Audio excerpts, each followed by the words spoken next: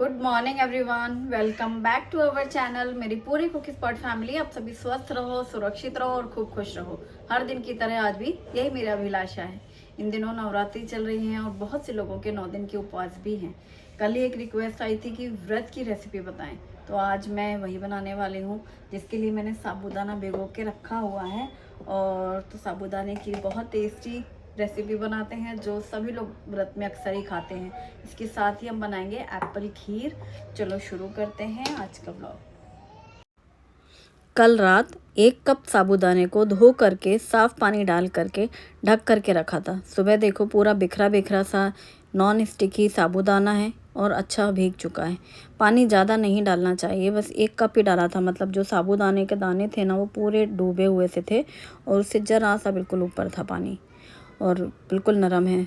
इसके लिए ढेर सारा ताज़ा हरा धनिया, बारीक कटी हुई हरी मिर्ची चाहिए और उबले हुए आलू चाहिए। तो मैंने अभी सुबह ही आलू उबाले हैं, छोटे छोटे साइज़ के रखे थे उबालने, और बढ़िया जल्दी से उबल गए।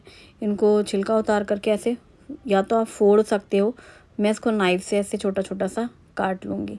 उबले हुए आलू हों या कच्चे आलू, छोटा छोटा काट करके फ्राई करके साबूदाने में अच्छा लगता है। लेकिन मैंने देखा है उबले हुए आलू डाल करके उसका सोंधापन बहुत अच्छा आता है साबूदाने के साथ में, और जल्दी से भुन भी जाते हैं आलू। तो ये काट के रख लिया है। पहले मैं बनाऊंगी एप्पल खीर। आप किसी भी व्रत में ये खीर बनाकर खा सकते हैं, या छोटे बच्चे हैं जो एप्पल नहीं खाते हैं और प्लेन दूध नहीं देना है तो कुछ बना के बनाना है ना, तो भी ये बहुत अच्छा रहता है। और एप्पल को धुल करके इसके मैं एक एप्पल का 4 पीसेस कट करके अंदर से बीजे हटा करके नॉर्मली जैसे हम लोग कट करते हैं स्लाइस, वैसे ही कट कर लेंगे। लेकिन छिलका उतारना है। जो हम इसकी खीर बनाएंगे तो छिलका उतारना ज़्यादा सही रहेगा। आप चाहो तो वैसे भी ग्रेट कर सकते हो छिलका सहित, लेकिन ना वो फिर वो खाने में चुभता है ये छिलका। तो इसको पतला पतला सा, चाहे आप छीलनी से निकाल लो या नाइफ से निकाल लो, तो इसको पूरा छिलका उतार लेंगे। मुझे इस तरीके से पीसेस कट करने के बाद छिलके निकालना इजी लगता है। वैसे बहुत से लोग पूरे एप्पल से भी निकाल लेते हैं, फिर बाद में कट कर लेते हैं।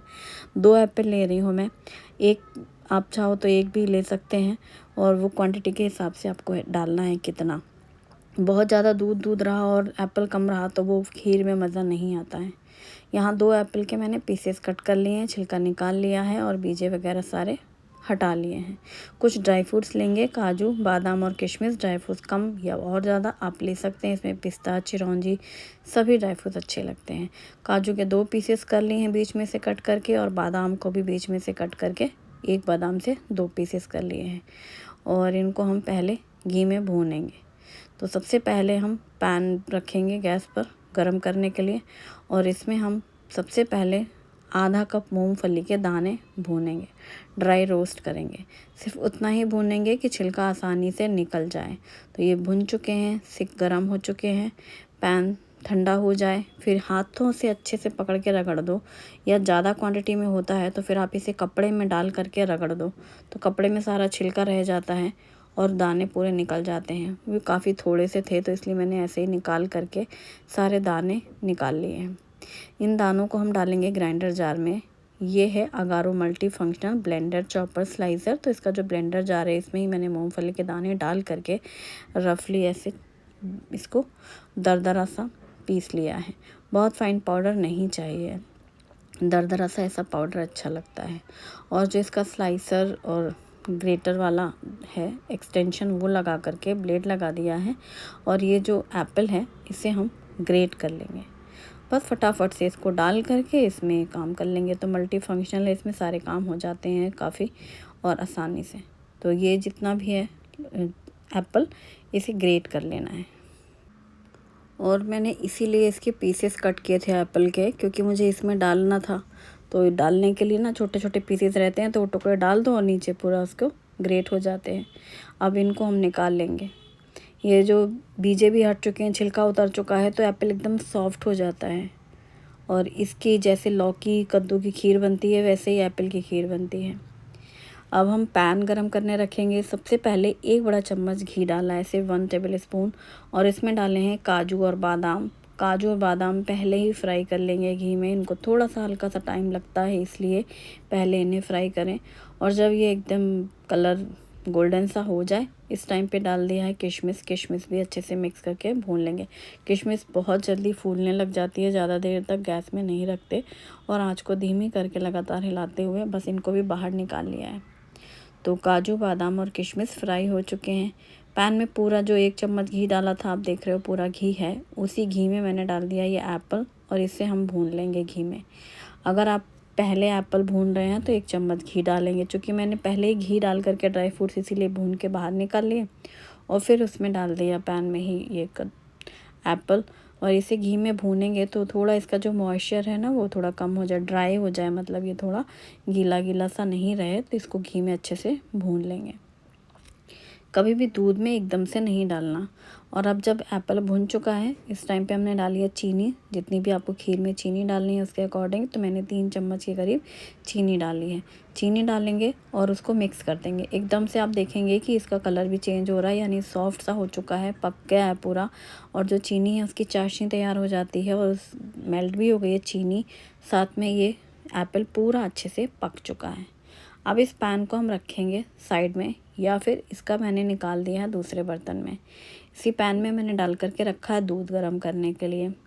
दूध हमेशा दूसरे बर्तन में गर्म करें। यहाँ पर मैंने 1/4 कप, हाफ लीटर दूध में 1/4 कप मिल्क पाउडर डाला है।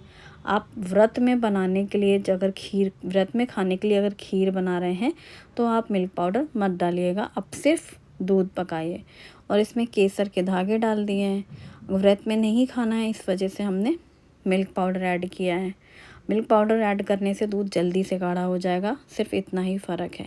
केसर के धागे डालने के बाद अच्छे से 1-2 बार उबाल आ चुकी है, बीच बीच में दूध हिलाते जाएंगे और जैसे ही ना नीचे तली पे ना चिपके इसलिए।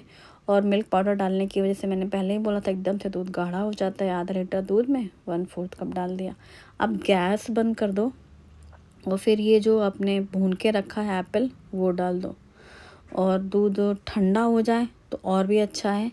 कई बार ऐसा होता है कि गर्म दूध में एप्पल डालते ही खीर फट जाती है। इस वजह से मैं यही सजेस्ट करूँगी, गैस बंद कर लो, दूध ठंडा हो जाए, फिर जो आपने पहले भुना हुआ था एप्पल वो डाल दो। बस मैंने गैस बंद करके उसी पैन में डाला था एप्पल, इलायची पाउडर डाला है अभी और इसे भी मिक्स कर दिया। चीनी हमने एप्पल में ही डाल दी थी इसलिए दूध में नहीं डाला है। और जो फ्राई किए थे हमने ड्राई फ्रूट्स, वो हम डाल देंगे खीर में। तो ये एप्पल की खीर तैयार हो गई। ये बहुत ज़्यादा टेस्टी लगती है। ठंडी ठंडी फ्रिज में रख दो तो ठंडी बहुत अच्छी लगती है। आप चाहो तो हल्की सी नॉर्मल सी जैसे होती है ना, बाहर रखिए रूम टेम्परेचर में, तब भी ये बहुत अच्छी लगती है। तो ये खीर तैयार भोग प्रसाद के लिए आज एप्पल की खीर है। इस तरीके से व्रत के लिए आप खाना है तो मिल्क पाउडर मत डालिएगा और बिना मिल्क पाउडर के आप ये खीर बना सकते हैं एज़ इट इज़। दूध ठंडा ही रखिएगा, है ना। कई बार फट जाता है, कई बार नहीं फटती हैं चीज़ें। अब बनाते हैं साबूदाने खिचड़ी। जो मैंने मूंगफली के दाने दरदरे से पीसे थे उनको डाला है साबूदाने में। ताज़ा हरा धनिया कटा हुआ, नमक और चीनी डाली है, लेमन जूस डाला है। बहुत से लोग व्रत में नींबू नहीं यूज़ करते हैं तो आप मत डालिएगा। और जो इसमें चीनी और नमक, सेंधा नमक डाला है व्रत में खाने वाला, अगर आप खाते हैं तो डाल लीजिएगा, नहीं खाते हैं तो स्किप कर लीजिएगा। और ये सबसे अच्छी टिप होती है जब साबूदाना भिगोते हो और उसमें डालते हो मूंगफली का पाउडर, नमक, चीनी, नींबू, हरा धनिया, ये सारी चीज़ें अच्छे से मिक्स कर लेंगे। जो मूंगफली का पाउडर मिक्स करने से अगर हल्का सा भी साबूदाने में मॉइस्चर होगा वो पूरा अच्छे से सेट हो जाएगा, मतलब मिक्स हो जाएगा उसमें, तो चिपका सा नहीं रहेगा, साबूदाना बिखरा बिखरा रहेगा। नींबू से हल्का सा खट्टापन आता है, चीनी से हल्की सी मिठास आती है, वो सारी चीज़ें एक साथ मिक्स करके रख लो। अब कढ़ाई में 2 टेबल स्पून घी गरम किया है, 2 बड़े चम्मच जितना उसमें जीरा डालें, 1 चम्मच बारीक कटी हुई हरी मिर्ची और थोड़े से मूंगफली के दाने भी, और बॉईल किए हुए आलू कटे हुए और साथ में थोड़ा सा करी पत्ता, और इसे मिक्स कर देंगे। अगर आप व्रत में करी पत्ता नहीं खाते हैं तो आप स्किप कर लीजिएगा। मैं कोई भी चीज़ डालूँ, लेकिन अगर आप व्रत में जो चीज़ें नहीं खाते हैं तो प्लीज़ आप उनको स्किप कर लीजिएगा, क्योंकि व्रत में बहुत सबका मतलब अलग अलग रहता है ना, कोई कुछ खाता है कोई नहीं खाता है, तो इस बात का ध्यान रखिएगा। और बस जैसे ही आलू अच्छे से घी में भुन चुके हैं, फिर हम डाल देंगे ये साबूदाना। साबूदाने में मैंने मूंगफली का पाउडर मिक्स किया था, पूरा कितना अच्छा बिखरा बिखरा सा था कढ़ाई में। और नमक पूरे में एक साथ मिक्स हो जाता है। चीनी और नींबू का जूस डाला है। हरा धनिया थोड़ा सा हमने अभी डाला है, भूनने के समय में मिक्स किया था जब, और आधा हम बाद में डालेंगे जब पूरा अच्छे से भून जाएगा। तो बीच बीच में इसको अच्छे से हिलाते जाओ ताकि वो जिस भी बर्तन में हम इसे भून रहे हैं तो चिपके नहीं, और आँच को धीमी रखें। साबूदाना एकदम ट्रांसपेरेंट सा हो जाए तब तक इसे भूनें, लगातार पकाएं। आलू जो उबले हुए होते हैं तो बहुत अच्छा सूंधापन लगता है साबूदाने के साथ में खाने में। जिस बाइट में साबूदाना और आलू रहता है ना, टेस्टी लगता है। और मूंगफली का पाउडर पिसा हुआ डालते हैं तो ज़्यादा चबाना भी नहीं पड़ता है और टेस्ट भी अच्छा लगता है। और इसीलिए भुनी हुई मूंगफली डालें तो उसमें सूंधापन भी रहता है और ये बिखरा बिखरा भी बनता है साबूदाना, ऐसे स्टिकी सा नहीं रहता है। जब अच्छे से भुन गया है फिर थोड़ी देर ढक के भी भुना था, ढक दिया था थोड़ी देर के लिए, तो भाप में वो एकदम ट्रांसपेरेंट सा हो जाता है साबूदाना। लास्ट में धनिया पत्ता भी मिक्स कर दिया है और ये एकदम खिला खिला मोतियों जैसा दाना साबूदाना तैयार। कोई भी चीज़ जो आप व्रत में नहीं खाते हैं, यदि जीरा नहीं खाते हैं तो आप जीरा मत डालिएगा। ब्लैक पेपर पाउडर खाते हों यदि तो इसमें वो भी डाल सकते हैं तीखेपन के लिए। काली मिर्ची का पाउडर आलू में तो बहुत अच्छा लगता है, हमने सिर्फ हरी मिर्ची ही डाली है। और गर्मा गर्म ये साबूदाने की खिचड़ी तैयार। तो इसको मैंने ट्रांसफ़र कर लिया है कढ़ाई से इस बोल में और इसे ढक के रखेंगे साइड में। चलो अब थाली लगाते हैं। तो साबूदाने की खिचड़ी है, एकदम खिले खिले दाने वाली साबूदाने की। एप्पल खीर है और साथ में है ये मखाने की नमकीन, ड्राई फ्रूट्स मखाना नमकीन, जिसे आप एक दिन बनाओ 9 दिन तक आराम से खा सकते हो व्रत के टाइम पर। तो व्रत में यही चीज़ें बनाई थी मैंने, और मेरा तो 9 दिन का उपवास नहीं है, सिर्फ पहला और आखिरी रखते हैं, लेकिन रिक्वेस्ट थी तो इसलिए मैंने आज ये रेसिपी बनाई है। और ये जो खीर है ना बहुत ज़्यादा टेस्टी है, आप एक बार ज़रूर ट्राई करके देखना, आपको ज़रूर पसंद आएगी, व्रत में हो या बिना व्रत में। और बस आप लोग क्या क्या बना रहे हो व्रत में खाने के लिए बताना मुझे, थोड़ा और आइडिया लगता है ना हम लोगों को भी कि अच्छा ये भी चीज़ बना सकते हैं। वीडियो पसंद आए तो वीडियो को लाइक करें और मेरे चैनल को सब्सक्राइब करना ना भूलें। Thank for watching.